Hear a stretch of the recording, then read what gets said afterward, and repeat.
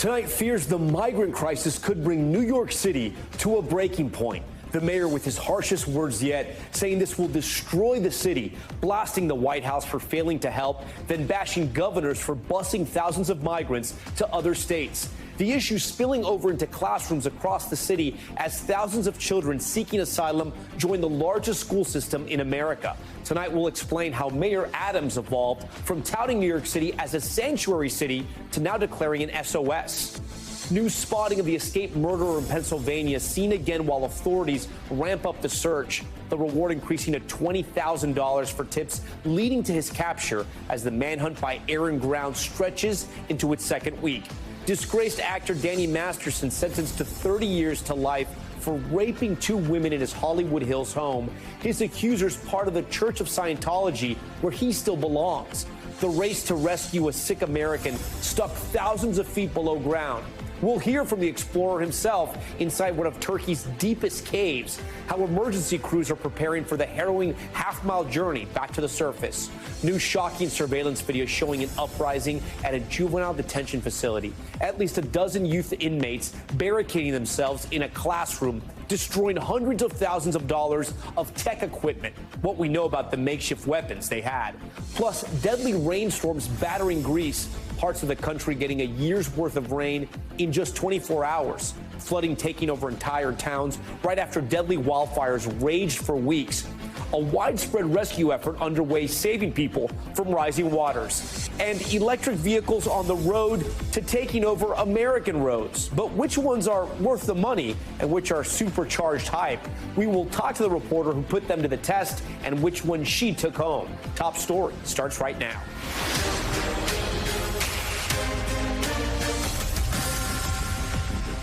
Good evening. We start tonight with New York City at a potential breaking point. We have been following the story, as you know, for months.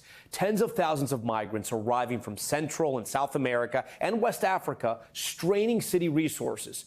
We got here tonight because of what the mayor said over the last 24 hours, and we want to walk you through all of this. The mayor saying the crisis, quote, will destroy New York City, unleashing his frustrations with a fury we haven't seen before. Targeting the White House and governors, busing migrants to sanctuary cities, even calling the Texas governor, Greg Abbott, a madman. The White House responding tonight, defending their records, helping cities across the country. The crisis spilling into the largest school system in America. More than 1 million children returning to class today with 20,000 new students from families seeking asylum. The school system getting another $110 million to the budget, but there are worries that resources will still be stretched to the limit. The city's shelter system stretched past its capacity this summer. At one point, more migrants in city shelters than homeless Americans.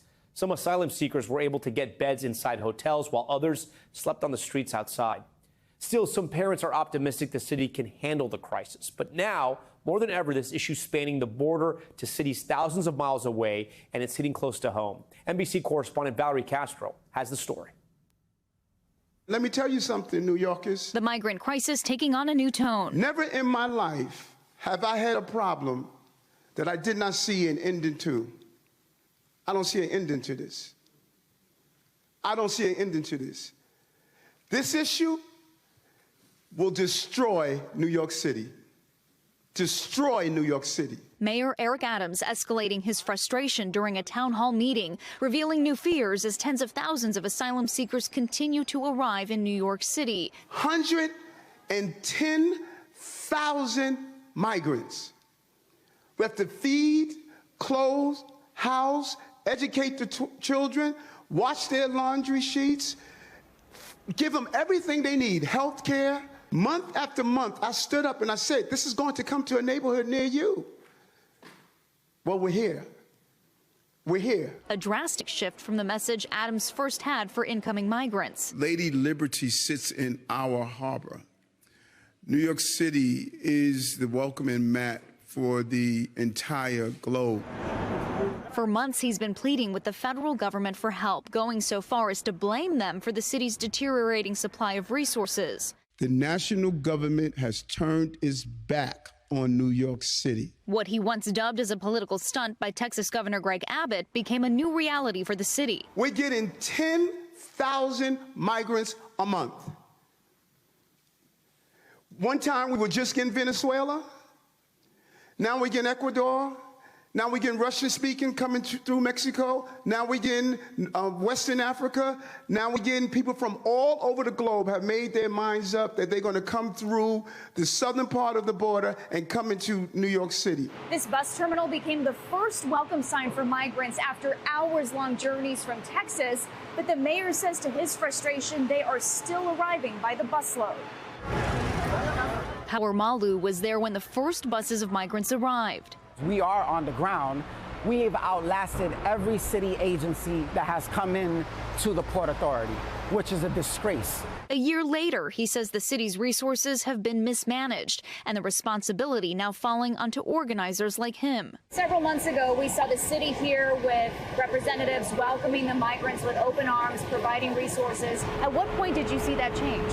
So unfortunately, the migrants have been used as political pawns since day one, which is why you had so many city agencies and politicians popping their head in, because it was really popular. It was a way for them to show that they actually cared. But there was no real follow-through. Hotels like the historic Roosevelt became intake shelters for migrants. The city says they quickly filled up, and the issue became a blame game between the mayor and local aid groups. They're not looking at the migrants as human beings. They're looking at them as numbers. They're looking at them as a way to get more money from the federal government. And they're also using them for their own tactic, which is to deter more people from coming here to New York City. Out of the more than 110,000 who have arrived, many of them are families. First-day jitters for the nearly 20,000 newly arrived children entering classrooms all across the city. Nervios, pues puede haber por ahí un poco de nervios, pero me siento muy motivado. It is the story of New York City. We don't treat people as outsiders. We welcome them with open arms. And that's what we have been doing here. Okay, Valerie joins me now in the studio. I guess people may be watching this, and when you think about the fact that the mayor's a Democrat, the governor of New York's a Democrat, and the president is a Democrat, and they're not on the same page. I know you have some new reporting tonight. What has happened since Mayor Adams made those explosive comments last night? So the White House, a White House spokesperson tells NBC News that the administration has been in talks with Governor Kathy Hochul as recently as today about this issue. They made no mention of any conversation with Mayor Eric Adams, though. They point out that $140 million in federal funding has already gone to the city and state from the Department of Homeland Security, but they say it'll ultimately be up to Congress to decide if more resources should be provided. Yeah, but the other problem is that it seems like the mayor and the governor also aren't on the same page, and they're not talking to each other. Okay, Valerie, we appreciate all that reporting. Great report. To another major headline tonight, that manhunt for convicted murderer Danelo Cavalcante stretching into the 8th day. Pennsylvania authorities now expanding their search efforts to a larger area amid additional sightings of the fugitive. NBC News correspondent George Solis once again on this story. Tonight, from the air to the ground and even across rail yards, the search for Danelo Cavalcante is now in its 8th day. He's already murdered 2 people, one in Brazil and one here, in a very brutal manner. He's a very dangerous individual. The manhunt began when Cavalcante escaped the Chester County Prison, 30 miles from Philadelphia, last Thursday morning, crab walking up walls in a corridor off the prison's exercise yard. Multiple sightings of the fugitive inside a 2-mile radius from the prison helped establish an initial perimeter where police tried to contain him but failed. An image of Cavalcante released by police was next captured on a trail camera several miles from the prison at Longwood Gardens. Authorities say he was seen Tuesday night, approximately 4 miles away from there by a homeowner who saw the escaped inmate in a creek bed, and possibly again today back near the gardens where the search is now focused. He's a master. When he's do with my sister is terrible. No human, no. It's crazy. Sarah Brandow is the sister of Cavalcante's ex-girlfriend, Deborah Brandow, the woman he was convicted of killing, stabbing her 38 times. Is your family afraid knowing he's out on the loose? Yes, my family is all scary. I don't sleep no more. Police say Cavalcante is now within an approximately 8 to 10 square mile radius. I have every reason to believe he is still within that perimeter. George Solis joins us tonight from West Chester, Pennsylvania, right outside of the prison. So, George, incredible interview there. The search efforts have continued to grow. What is the strategy right now? And I do have to ask you, since Cavalcante seems to be, sort of quite the acrobat, are they actually searching up in trees as well? Yeah, good question, Tom. They're using pretty much every tool at their disposal to see if they can spot this 5-foot, 120-pound fugitive. As for the search, well, experts tell us that they're really focused on making sure that they've enclosed that perimeter to see if they can get him into an area where they can spot him much easier than this densely wooded area that you see around us to try and take him back into custody. But they admit it has been hard. They said they were using things like infrared cameras and drones, and we know they were using those helicopters both day and night to try and capture this fugitive. Tom? Okay, George Solis for us once again on the Manhunt tonight. We also have breaking news late today out of L.A. Danny Masterson, one of the former stars of That 70s Show, sentenced to 30 years to life in prison for raping 2 women more than 2 decades ago at his Hollywood Hills home. Masterson hit with a staggering sentence 4 months after he was convicted on 2 of the 3 rape counts he faced at his retrial. For more on this, Dana Griffin joins us now from outside that courthouse live in Los Angeles. Dana, what more do we know about why this sentencing was handed down? Yeah, Tom, it was likely handed down because of the decades of pain that these victims say were inflicted on them because of these crimes. You know, we heard the judge actually admonish Masterson today. She said, quote, "Mr. Masterson, you are not the victim here." We also heard some very impactful witness statements from 2 of the women. Remember, Masterson was facing 3 counts at one point. He was convicted on 2. One woman said in her statement that when you raped me, you stole from me. That is what rape is, a theft of the spirit. Another victim said that you are pathetic, disturbed, and completely violent. The world is better off with you in prison. Now, according to Masterson, who has denied these rape allegations for years now, he did not say anything when that sentence was read. He didn't show any emotion. He's facing 30 years to life in prison. He is eligible for parole. We actually asked the prosecutor here outside of court when we spoke with him momentarily, how soon could he get out? And he mentioned that there's some sort of elder clause because, again, 30 years from now, Masterson is 46, 47 right now.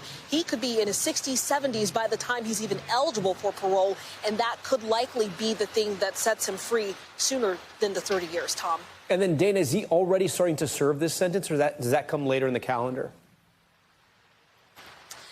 It's unclear if that comes later in the calendar. I can tell you that his attorney says the jury got this wrong. They are planning to appeal. She says they've had lawyers going through the transcripts, and they found so many inconsistencies, according to this attorney, and she thinks that he was wrongly convicted. She says that he did not rape these women, and they are looking forward to his conviction being overturned. How soon they'll be back in court, that remains to be seen, but we'll be watching for sure. Tom? Dana Griffin for us outside that courthouse in Los Angeles. Dana, thank you. We want to turn now to the forecast, and Hurricane Lee rapidly intensifying, now strengthening to a Cat 4 hurricane, set to bring life-threatening rip currents and dangerous swells to the Caribbean this weekend before moving northwards towards the mainland. So let's get right to Al Roker, who joins me in studio. Al, we've been watching this all week. Talk to us about some of the possible tracks. All right, Tom, and I tell you, this thing is turning into a monster. As you mentioned, a Category 4 storm, 780 miles east of the northern Leeward Islands, 130-mile-per-hour winds. It's moving northwest at 15 miles per hour. Look at how well-defined the eye of this storm is. And here's what we're really, we've been talking about in the climate unit all afternoon. The rapid intensification. Normally, rapid intensification is 35-mile-per-hour intensification in 24 hours. This at 5 a.m. was 80 miles per hour. It is now 130 miles per hour. That's a huge rapid intensification in just 12 hours. Now, the National Hurricane Center track keeps it a Category 5, then to a 4 by Saturday afternoon, still a 4 by Tuesday afternoon, north of Puerto Rico. But as big as this storm is, it will have an impact on the Leeward Islands, Puerto Rico, possibly the Bahamas. Now, we put the models, the spaghetti models, into play. This is the American model. You can see the Bahamas in play. This only goes out about 5-6 days. The European model goes out about 10 days. And Tom, we showed you this yesterday. Well, look at some of these outliers now. New York is a possible strike. Again, possible. This is not anything etched in stone because we still have 7 to 10 days to go with this, but it gives you an idea of just what we're going to be looking at and how we're going to have to really watch this as the days go on. And Al, I know you recommended everybody watch this storm throughout the week into the weekend. Talk to me about 24 hours ago. What's changed in the last day since we had you last night here on Top Story? Well, we're talking really warm waters, Tom, so that this storm feeds on warm waters. And so as we have been seeing, rapid, intensive, this is probably going to get to a 5. And now we had a 5 last year. We'll have another 5 this year.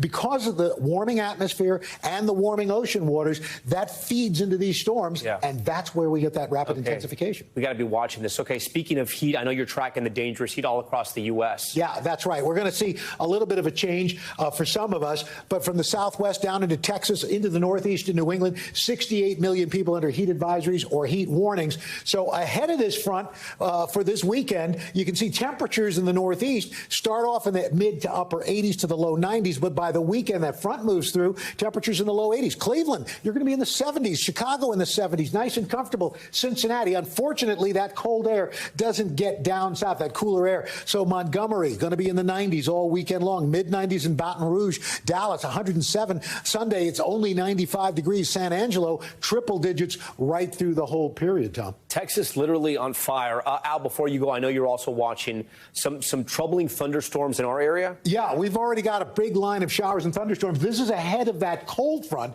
that's going to bring relief to the Northeast, but not before we get some pain. We have a risk of severe weather for 18 million people tonight from Burlington all the way down to Washington, D.C. Luckily, a low tornado risk, but damaging winds, hail, that's going to be a possibility. And then tomorrow, it's a slow-moving front as it pushes through. 40 million people at risk from Portland down to Roanoke, Washington, D.C. And also we got a risk of some severe weather from Dallas, Shreveport down on into Houston. So we've got a real active day on the weather map. We are going to be very busy in the NBC News Climate Unit, Tom. All right, we know it. Al Roker for us tonight. Al, thank you for that. Now to politics in Washington and the growing firestorm over the possible indictment of Hunter Biden on gun charges. Key members of Congress saying that doesn't go far enough. The party now battling over the president's son, with some now calling for impeachment. NBC's Ryan Nobles has the latest. Tonight, as President Biden heads overseas, his son's legal problems are growing. Though many Republicans say they're not satisfied that Special Counsel David Weiss announced he'll seek to indict Hunter Biden by the end of the month. Well, yeah, I mean, that's, it's on the gun charge in Delaware, it looks like, so, big deal. The GOP has slammed Weiss for negotiating what they call a sweetheart plea deal that would have allowed the president's son to avoid prison time. That deal fell apart under a judge's scrutiny. The Biden administration wants to give Hunter Biden a slap on the wrist and have him be the scapegoat. And the objective of the Biden Department of Justice is to protect Joe Biden. But Hunter Biden's attorney firing back at the possibility of an indictment. What changed? Not the facts, not the law, but we have seen over the last 6 weeks, the politics have certainly influenced the outcome. Meanwhile, Republicans on Capitol Hill today deposing an FBI agent involved in the original investigation. Many House Republicans arguing Hunter Biden's foreign business dealings are tied to his father, pointing to testimony from Hunter's business partner that the president joined 20 calls with their foreign business associates over a 10-year period. We're going to follow the facts, the evidence, and if it warrants going to an impeachment inquiry, we're going to do that. But some Republicans argue the evidence against the president is not there. But to be clear, sir, at this point, you don't think that evidence has been presented. You're still waiting to see that evidence. I do not think that evidence has been presented, and I don't think there's a need to have an impeachment inquiry. Ryan Nobles joins us now from Capitol Hill. Ryan, I want to go back to that FBI agent you mentioned in your report now. Do we know anything more about what he told those House investigators? I actually caught up with the chairman of the Judiciary Committee, Jim Jordan, who was in this testimony for its entirety right after it wrapped up. And he told me that he was pretty frustrated by the lack of questions that this FBI investigator would answer for the committee. He did say the one thing that stood out to him was that the FBI investigator did say that he was frustrated by the slow pace of the investigation. But by and large, it seems as though Jordan didn't get much of the information he was looking for by calling this member of the FBI in to testify. And then Republicans are still leaving the door open for the special counsel to testify in this case? They are. In fact, Jordan also told me that it is his expectation that David Weiss will come and testify. That's not a widely held opinion here on Capitol Hill. Keep in mind that Weiss volunteered to testify when it looked like the Hunter Biden legal issue was going to be going away. This was right before the plea arrangement was scheduled to be settled. Of course, the plea arrangement fell apart. He became a special counsel. This is now an ongoing investigation and potentially a trial in the offing. That makes it a lot harder for him to testify in front of a congressional committee while all these things are happening. But Jim Jordan insists they still plan to call him here to Washington in the near future. Okay, Ryan Nobles for us. Ryan, thank you. While Republicans turn their attention to Hunter Biden, former President Trump is facing a new type of legal challenge. 6 voters in Colorado filing a lawsuit Wednesday seeking to remove him from the state's election ballots. The suit says in part, quote, 4 years after taking an oath to preserve, protect, and defend the Constitution as President of the United States, Trump tried to overthrow the results of the 2020 election by instigating this unprecedented assault on the American constitutional order. Trump violated his oath and disqualified himself under the 14th Amendment from holding public office, including the office of the president. Vaughn Hilliard joins us now live from Rapid City, South Dakota, where the former president will be tomorrow. Vaughn, this is referring to Section 3 of the 14th Amendment, which is from the post-Civil War era. It says in part, I'm going to read it here for our viewers, no person shall hold any office, civil or military, who having previously taken an oath as an officer of the U.S. to support the Constitution of the United States shall have engaged in insurrection or rebellion against the same or given aid or comfort to the enemies thereof. Okay, so Vaughn, a lot of history there, a lot of legalese for our viewers. Break it down for us. Is there a solid argument in this lawsuit? Right. This is legitimate federal statute that ultimately the courts will have to decide on. And this would obviously be expedited. One Secretary of State suggested to me this could go to the U.S. Supreme Court. In this case, this was a lawsuit that was filed in federal circuit court in Colorado. So there could be a potential ruling from a judge. It could go to an appeal. It could reach the U.S. Supreme Court potentially. Of course, what the disqualification clause says is that it prevents somebody who engaged in rebellion or insurrection from holding or seeking public office, but it also prevents somebody who provided aid and comfort to those who partook in insurrection or rebellion from also seeking office. Of course, Donald Trump has only been charged with crimes related to the January 6th attack and an attempt to interfere in the 2020 election, but he has not been found guilty in the court of law. And so that is where ultimately a judge would have to determine the extent to which Donald Trump may or may not qualify for a ballot in these states. So they essentially have to wait to see how these cases, both at the federal level and in Georgia, play out? That's a question that ultimately the judge will have to determine. The voters in this particular lawsuit in Colorado contend that it is imperative that the Secretary of State in Colorado remove his name from the ballot. There is nothing in statute that says one has to be found guilty of a crime of insurrection, but that is where, because there's such little precedent to this, that it's really open to interpretation, potentially from a federal judge, Tom. How is the former president responding to this? His words today in an interview this afternoon were nonsense, suggesting that those who engaged in an insurrection were actually those who rigged, in his words, the 2020 election. And so for Donald Trump, he said this is a continuation of election interference of the 2024 election, one that he has suggested the only way that he can be beat is by taking him off the ballot and by keeping him from ultimately seeking the White House again. And the goal here is not just Colorado, right? There's similar efforts in other states? Right, and some key swing states, including Arizona, who the Secretary of State in Arizona I talked to just this last week, and he said he is awaiting potentially lawsuits to come because they have to go and print out the ballots. And in the role of Secretary of State, it's their job to simply go through the process of putting names of those who qualify. It's not for them to determine who is qualified for the ballot or not, and that is really where we have not seen large precedent. In New Mexico last year, Tom, there was a county commissioner that a state judge ruled had to be removed from the ballot. But then in Arizona last year, there was another state judge who determined that 3 members of Congress in Arizona could not be removed under this statute. So it's open for interpretation from judges here. And I think this lawsuit out of Colorado is just the beginning. You know, Vaughn, I know you're not a lawyer. I'm not a lawyer, so I don't want to make a call about the weight or the value of this lawsuit. But who essentially defends this lawsuit, or who defends himself? Does the Trump campaign have to fight this?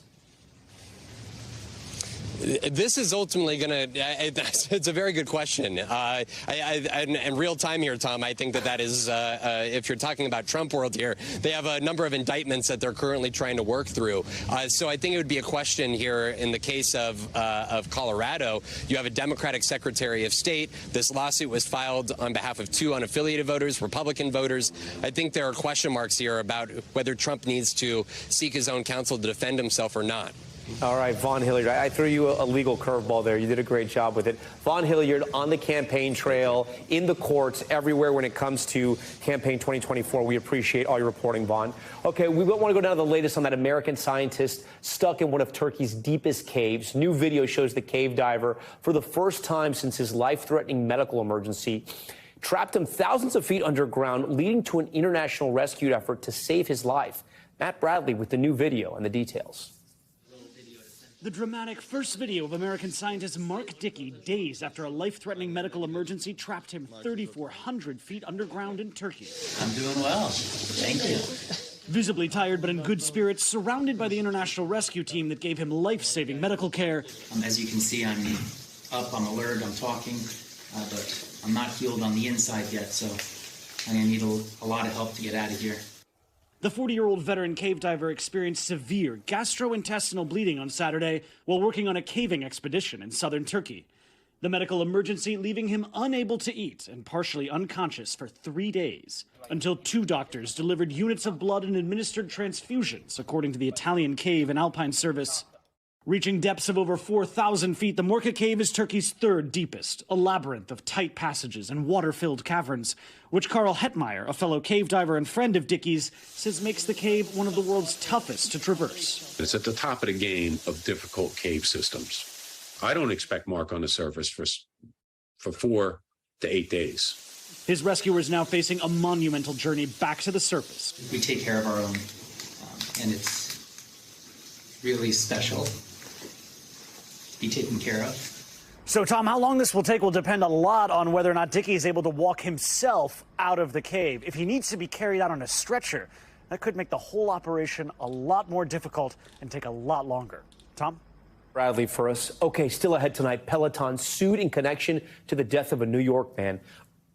A new lawsuit claims the bike fell on top of him during a workout, while the company is saying they're not at fault.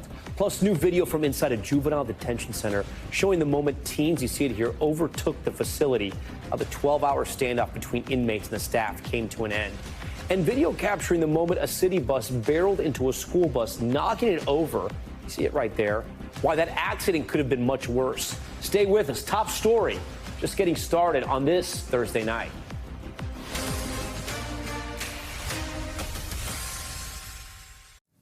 We're back with the family of a New York man claiming in a new lawsuit that he was killed when his Peloton bike fell on him during a workout. The exercise company, which found booming success during the pandemic, already facing a series of recalls, including one that was issued after the death of a child. NBC News correspondent Marissa Parra reports, and we want to warn you, some of the details and images may be disturbing.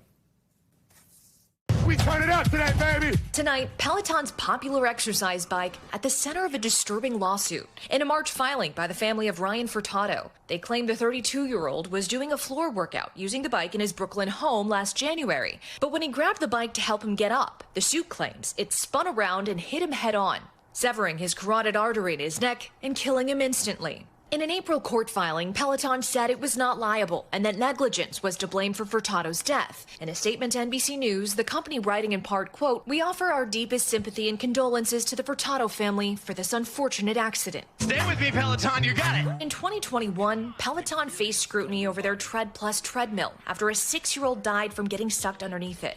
And a month later, the Consumer Product Safety Commission released this troubling footage, showing another child getting pulled under another Tread Plus treadmill. Thankfully, that child survived, walking away less than a minute later. But the CSPC says Peloton received over 150 reports of similar incidents involving humans, pets, and objects getting pulled under from the rear. Peloton had to pay a $19 million fine, and the treadmill ultimately recalled. Okay, Peloton, let's go! But then in May, another sweeping recall. This time, 2 million Peloton exercise bikes pulled back because of a seat post issues, too easily and unexpectedly breaking off. The way that I hit the ground kind of landed on my wrist and pushed into my shoulder. 1 minute you're sitting on the bike, next minute you're sitting on the floor. It was just a few years ago when sales for everything Peloton skyrocketed during the COVID lockdowns.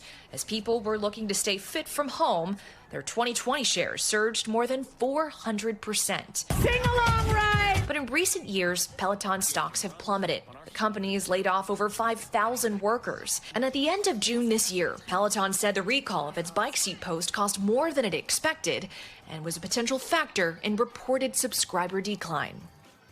All right, Marissa Parra joins us tonight from the Telemundo Center in Miami. Marissa, this is a truly tragic story. I want to go back to the death of that New York man. What is Ryan's family hoping to get out of this lawsuit? So his mother has claimed that the bike that he had, which he bought just 6 months before this accident, Tom, she's claiming that that bike was defective, that it lacked a safety warning. So she is seeking an unspecified damage amount to cover the cost of his death, which does remain the first reported fatality allegedly linked to the Peloton bike. But as we've reported, Peloton says they have no fault in this. They're denying any fault in this, saying negligence was to blame. Tom. Okay, Marissa Parra for us tonight. Now, a shocking new video from a juvenile detention center in Ohio. Surveillance video, some of it sped up, showing the moment a dozen youth inmates took over a facility, destroying security cameras and even threatening staff members with makeshift weapons. This uprising just the latest in a string of violent incidents at that facility. Jesse Kirsch with the video and the new details.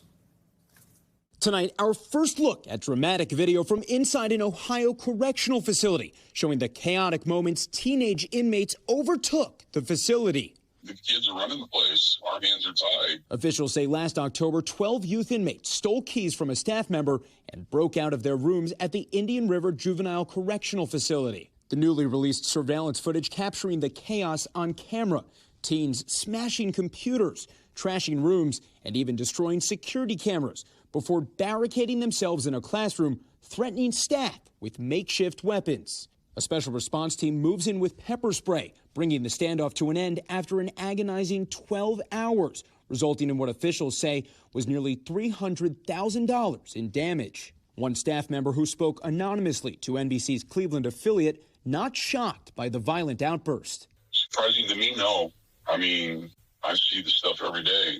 The public doesn't realize it, but anybody that works there does. This uprising coming just days after officials say a corrections officer was brutally attacked by a young inmate at this same facility. I felt tugging and punching and hitting, but I couldn't see where it was there because he had hit me on this side of my face. According to our affiliate, the attack was sending David Upshaw into kidney and heart failure as he spent 3 weeks in the hospital. Just by the grace of God, I didn't die or get injured worse. This wave of violence leading to calls for change. Last year, the Ohio Department of Youth Services implemented new safety protocols, including body cameras and pepper spray for some staff members. They're afraid to use the pepper spray because then they're under investigation, and numerous ones have been put out or quit or left or had spray taken away from them because they've used it. Some employees say staffing shortages are leading to a rise in these violent incidents. According to the Department of Youth Services, the number of assaults increased over the same time period from 2020 to 2021 and again from 2021 to 2022. They can't keep the new staff in. The new staff come in and see what things are happening and haven't dealt with this kind of situation or worked this kind of work before, are scared and they quit and leave. And according to our affiliate, some of the teens told investigators they planned this uprising because they felt they'd been spending too much time in their private rooms and not enough time in common areas. That's a consequence of staffing problems. But this is hardly just an issue in Ohio. Pennsylvania, Maryland, and Louisiana are also among the states that have seen issues with the conditions in juvenile facilities recently because of staffing problems. Tom? Okay, Jesse, good to see you. When we come back, an update on that viral chip challenge we told you about earlier this week. The company behind the One Chip Challenge pulling their extremely spicy chip from store shelves. Why they say they're doing it. Next.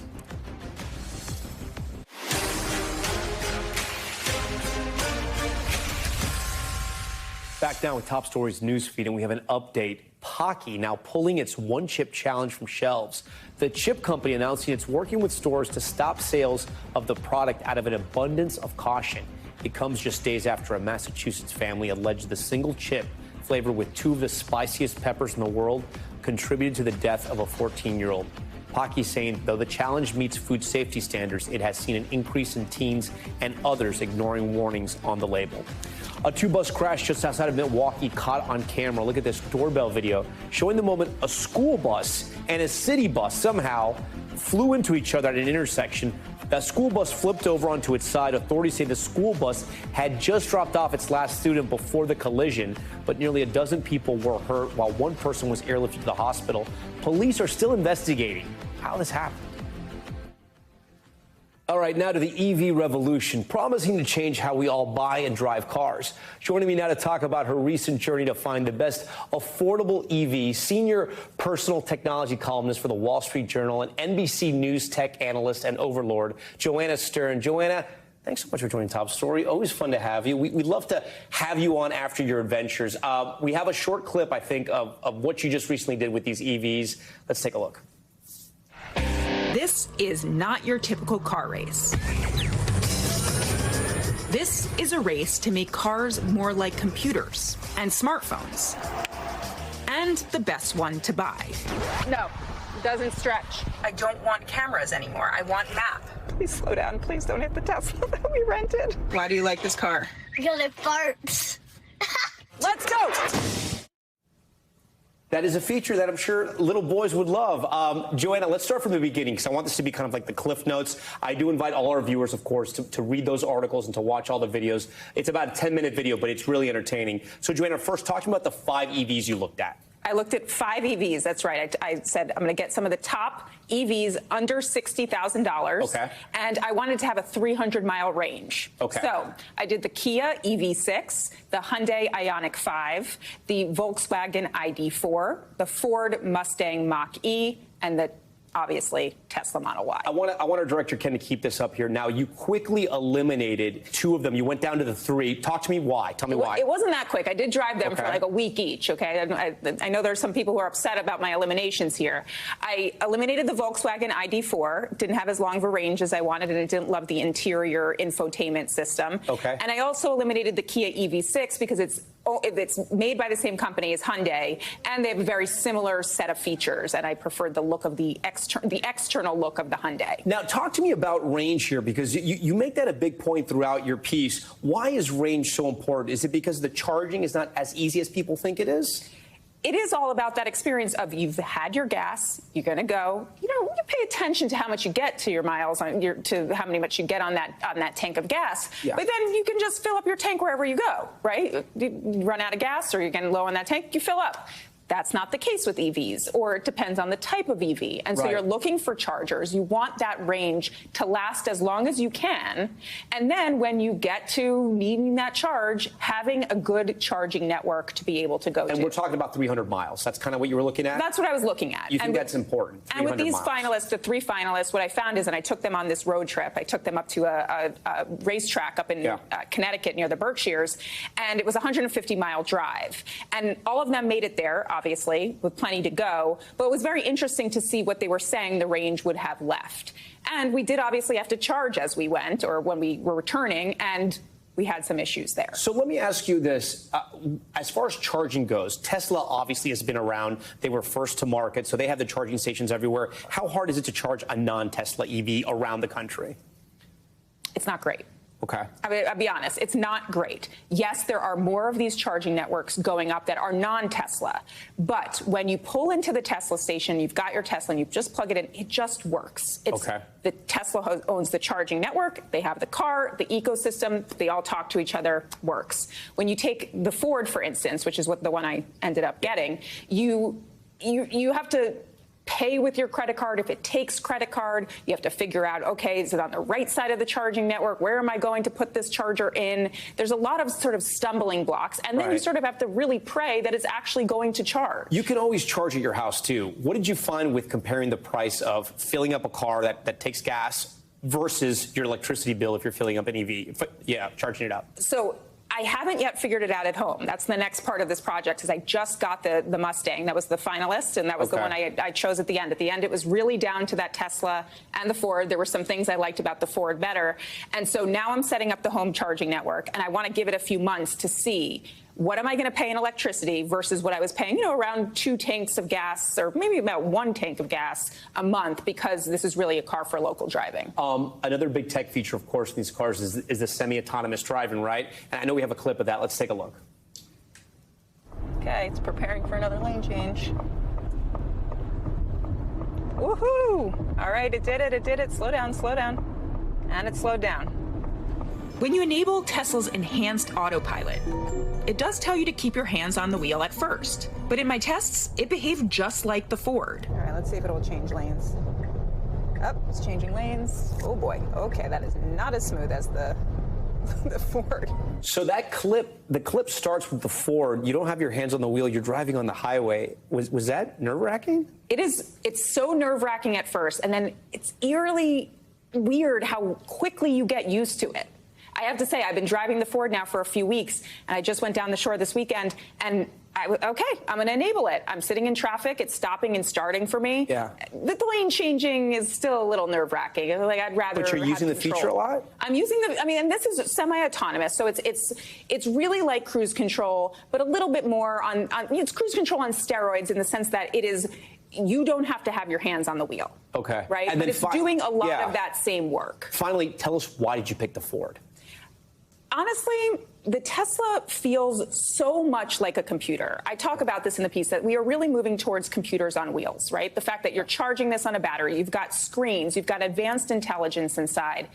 It feels so much like a computer. I wanted something that felt in between the driving experience I grew up knowing, right? I've got buttons that I can press. I've got toggles. I've got the things I know in the car, right? Buttons and the ability to sort of feel around. Things that feel familiar, yeah. Yeah, and not the extreme of the Tesla. Though I have to obviously say, and everyone that's written to me since I published, there is no doubt that the Tesla charging network is far superior. But next year, you're going to be able to start charging Fords and GM cars at these Tesla stations. So that factored in a lot. Joanna Stern, always a pleasure to have you on Top Story. Thank you. Now to Top Story's Global Watch, and we start with the deadly flooding in central Greece. Take a look. New video shows the moment a resident is airlifted from the roof of his submerged home in Thessaly. Days of torrential downpours have triggered landslides and flash flooding. More than 800 people have been evacuated across the country. At least 6 people have died, with many still missing and trapped. Mexico likely to elect its first female president next year.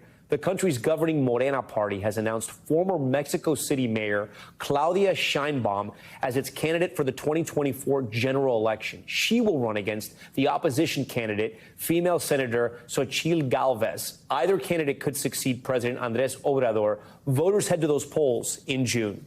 And a piano belonging to Freddie Mercury has sold for a record-breaking $2.2 million. The baby grand piano is where Mercury composed Queen's mega hit Bohemian Rhapsody and many other classics. It was part of an auction of Mercury's personal possessions, which also included an early draft of Bohemian Rhapsody that sold for $1.7 million. Okay, coming up, another headline from the music world. A song that sounds like Drake and The Weeknd submitted for a Grammy. But get this, neither artist was part of making that track, the entire song made by AI. So what could this mean for the future of the industry? And is there actually a chance it could win an award? Stay with us. Talking to a diva, yeah, she on my nerves. She think that I need her, take her to the curb. All I know is you could have had the world, yeah, you were my. Came in with my ex like Selena, the flex, bumping Justin Bieber, the flavor and left, she know what she need, all I need, all she blessed, giving me my best, got my heart on my sleeve with a knife from my back. What's with that? Okay, that is the song Heart on My Sleeve, featuring what sounds like the voices of Drake and The Weeknd, but the two mega music stars actually had nothing to do with it. The song, produced by the anonymous artist known as Ghostwriter, it was created using artificial intelligence, AI, earlier this year, and it's now being submitted for a Grammy. To be completely clear here, this was created by someone who did all of this on a computer, and now he's trying to get a Grammy for it, or they are. The song and artist igniting debate on what's AI's role in the music industry and what it could look like moving forward. I want to bring in now Amanda Hoover, staff writer for Wired. So, Amanda, I guess my first question is, could this potentially win a Grammy, or is this all a publicity stunt? It potentially could. The New York Times reported this week that it creatively can pass the test. You know, it was written by a human. There's some questions about distribution and its commercial availability that I think it would still have to pass, because this was kicked off of streaming platforms. There were concerns from music managers and music labels, you know, about things like this. So it's kind of in between those two places, and it'll be a test. How widespread is it? I mean, the clip we heard there, I was being told by my producer that a lot of the song was being pulled off the internet, put back on the internet because of, I guess, copyright, and Drake and The Weeknd obviously probably weren't very happy with this. Is it accessible? Was it popular? It was incredibly popular. Like, it was nearly at charting records when it came out. Just the way it's been distributed is now on social media. You know, it was taken off of streaming platforms because Universal Music Group, you know, pushed back against that. But it was very popular, you know, it really resonated with people, which I think says something about this. Are the Grammys really considering this? Could this potentially be a nominee? They told the New York Times that it, you know, potentially could. So what would that mean, though? That would change the industry forever, correct? It would be huge, you know. It would really change how I think we think about the music we listen to, how we think about artificial intelligence in the music that we listen to, and what it means for things to have, you know, components of AI and still be written by humans to a sense, like this track is, but there are some that are maybe completely written by AI, like ask ChatGPT to come up with lyrics and then have a generator put it out. Did a human do that? They came up with the idea. They didn't really do some of the writing. It's becoming a very big gray area with a lot of lines becoming blurred. I know artists and musicians hate this idea, and it could and probably will eliminate a lot of jobs. But I'm also a huge music fan, and I know the history of music. Every song was influenced by a song prior to that. Hip-hop takes beats, takes music that was made years ago, remixes it and puts that out as a new beat, or they just use the same beat and rap over it. So it's not the first time that music sort of has been copied and then evolved in a way that people like it. Why is this different, though? This is different because it's just advancing so rapidly. It's happening faster than the courts can keep up with it, faster than artists are really prepared for it. You say artists, you know, hate this. Not all of them do. Some are working with AI, you know, cloning their voices to sing in new styles or new languages. There's an artist incubator between Universal Music Group and YouTube that's kind of has artists that are really interested in this space. Right, but if you're Drake or The Weeknd, and now this machine is, and I've listened to songs that are Weeknd songs sung by Michael Jackson AI. Right. That's becoming very popular too. If I was The Weeknd, I wouldn't like that. You know, taking my voice or what sounds nearly like my voice and then making money off it. Yeah, I think most probably don't like that. It seems like a big threat to their place in this industry and what it means in their publicity, which raises other, you know, ethical and legal questions about how they can be reproduced. Do you know how easy it is to make these songs? Like, is it easy? It can be very easy. There's tons of startups. It depends what you're trying to make, you know.